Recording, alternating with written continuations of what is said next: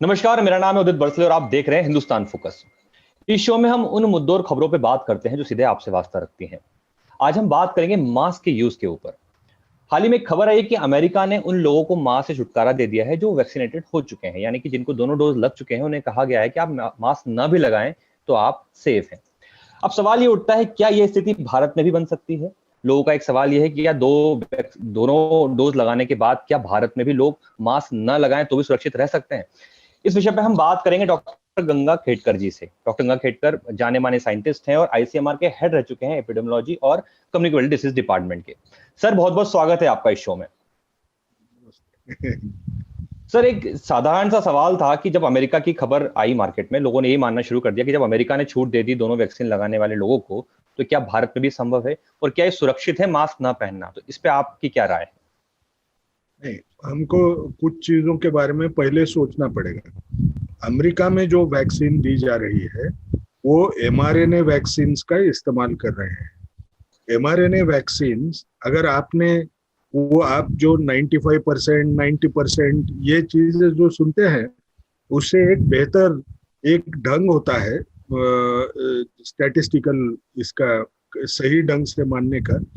यानी जो अभी अब फाइजर की जो वैक्सीन है वो अगर किसी ने ली तो किसी को इन्फेक्शन होने का चांस कितने लोगों को वैक्सीन देने के बाद में दिख पाता है, इसको हम नंबर्स नीडेड टू ट्रीट या नंबर्स नीडेड टू वैक्सीनेट बोलते हैं। तो वो 119 के बाद में एक व्यक्ति को इन्फेक्शन होने का चांस होता है। वही अगर हमने ये देखा कि ये हमारे यहाँ जो अभी कोविशील्ड वैक्सीन है उसका जो अंदाज IHME करके एक ग्रुप है, उन्होंने जब लगाया तो उनको पता चला कि कोविशील्ड में 78 में एक ये इतना कम हो जाता है। इसका मतलब उनकी वैक्सीन थोड़ी ज्यादा असरकारक है। दूसरी बात, उनके यहाँ ज्यादा लोगों को ये वैक्सीन दे चुके हैं वो, तो उनको ये रिस्क उठाना उनको आसान लगा है। अब ये जो आसान लगा है इसमें भी कई जगह पे रिस्क है।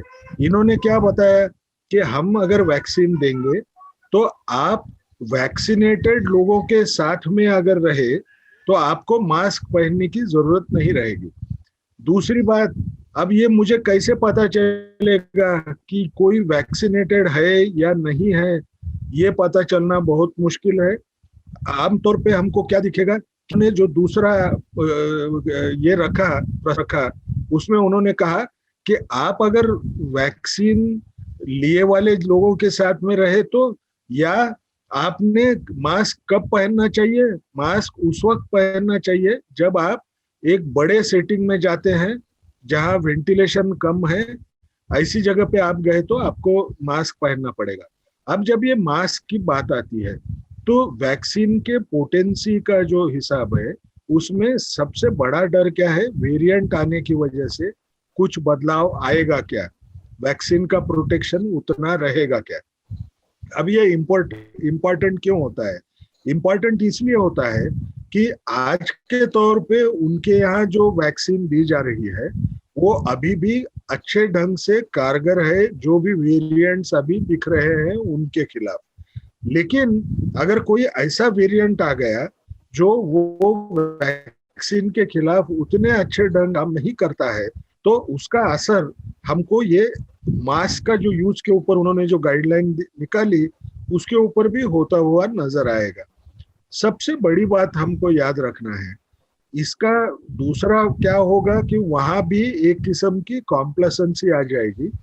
मैं अगर ऐसे करूं कि सिर्फ वैक्सीन लिए वाले लोगों के साथ में मास्क पहनना है तो एक समय आएगा लोग ये सोचेंगे अभी मैंने बाहर गया भी, थिएटर भी गया होगा, तो क्यों मास्क पहनूंगा, अभी तक तो इन्फेक्शन नहीं हुआ बगैर मास्क पहने। तो ये जो रिस्क होती है वो उन्होंने लेने की सोच रखी है। तो ये मास्क बगैर पहनने घूमने का अभी आने में समय है। ऐसी चीजों पे ऊपर गौर नहीं करना चाहिए।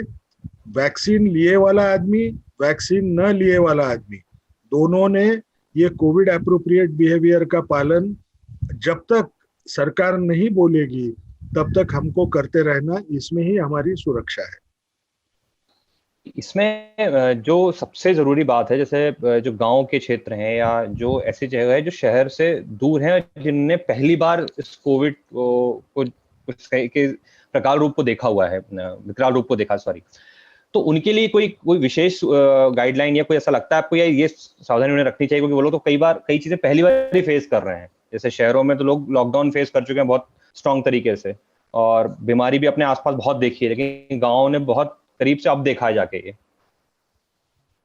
उनके लिए कुछ नहीं, आपकी तरफ उनको से कुछ करना गाइडलाइन बहुत हो तो, या जरूरी आपको है। लगता ही नहीं है इस चीज़ को फॉलो करना चाहिए? नहीं, उनके लिए अलग अलग मैं इश्यूज फिर से है, रिपीट अलग करता हूँ। अलग इश्यूज के ऊपर चर्चा होनी चाहिए। सही बात क्या है कि वो लोगों में बीमारी के बारे इसका रिस्क कितना बड़ा है, बीमारी होने के बाद में क्या तकलीफ हो सकती है, इसकी बराबर जानकारी नहीं है। वो अगर हमको लाना है तो हमको उनका जो रिस्क परसेप्शन सुधारना है, उसके लिए हमको कम्युनिटी बेस्ड अप्रोच लेना पड़ेगा। क्योंकि वो सिविल सोसाइटी को अगर हम इन्वॉल्व करें तो ही हम सारे गांव में के लोगों तक पहुंचने कामयाब हो पाएंगे। दूसरी बात, वहां के लेवल पे आपने देखा होगा टेस्टिंग का इंफ्रास्ट्रक्चर कम होता है और आपको हॉस्पिटल बेड्स भी कमी रहती है। तो हमको डिफरेंशिएटेड केयर मॉडल, यानी वहां के लिए जो पेशेंट को हमको भर्ती करने की जरूरत नहीं है, उसको वो एएनएम और वहाँ के जो जो कर्मचारी हैं वो मिलके उसको होम आइसोलेशन में कैसे उनको रखेंगे, इसके बारे में हमको गाइडलाइन डेवलप करना पड़ेगा और गाइडलाइन देना भी पड़ेगा। और सबसे बड़ी बात हमको याद रखना है कि ये जितने जल्दी हम कर पाएंगे उतना हमको फायदा होगा।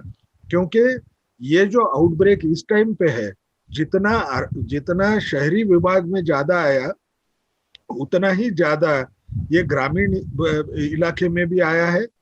सबसे बड़ी बात, ग्रामीण इलाके में वैक्सीन लेने वाले लोगों का जो कवरेज है वो शहरी लोगों के हिसाब से बहुत कम है।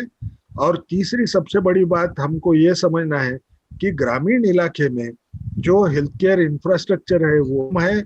और हमको ये तो पता है कि तकरीबन 72% हमारी जो पॉपुलेशन है वो ग्रामीण इलाके में रहती है। तो ये सेकेंड वेव में हमने ग्रामीण इलाके में के रहने वाले लोगों के लिए स्ट्रैटेजी जल्द से जल्द इम्प्लीमेंट करना ये बहुत जरूरी रहेगा। सर, ये तो हमने मास्क की बात की, क्या अमेरिका का हिसाब किताब है, क्या हमारा रहेगा, ये हमने समझा।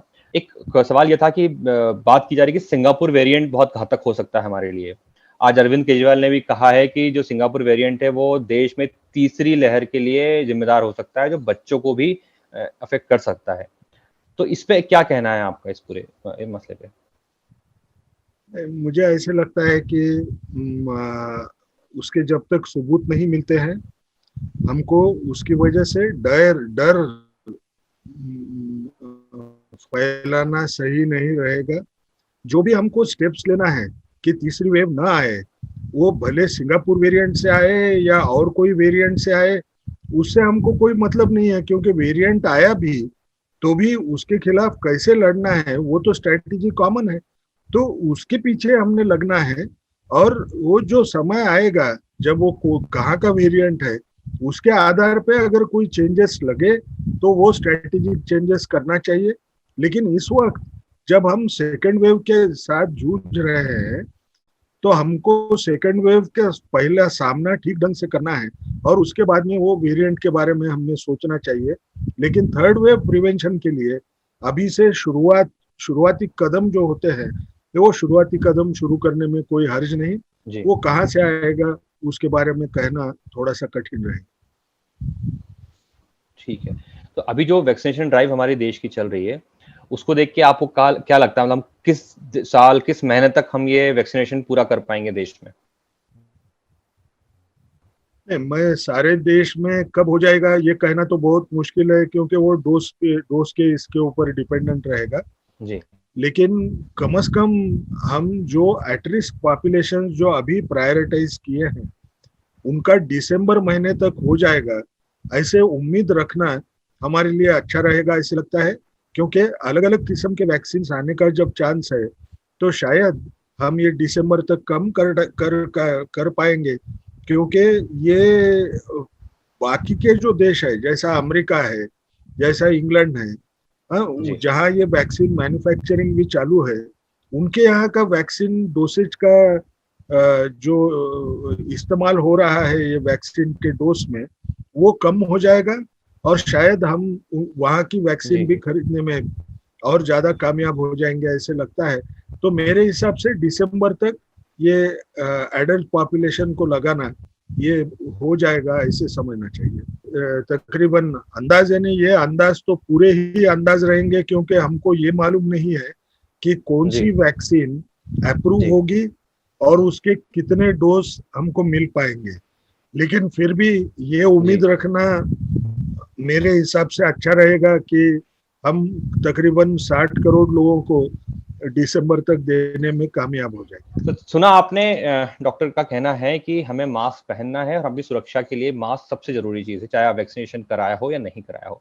कराने के बाद भी आपको मास्क के साथ ही घर से बाहर निकलना है। तो आप सुरक्षित रहिए, अपना ख्याल रखें, अपने परिवार का भी ख्याल रखिए। Thank you so much doctor साहब, हमारे साथ जुड़ने के लिए और इतनी जरूरी बातें हमारे दर्शक तक पहुंचाने के लिए।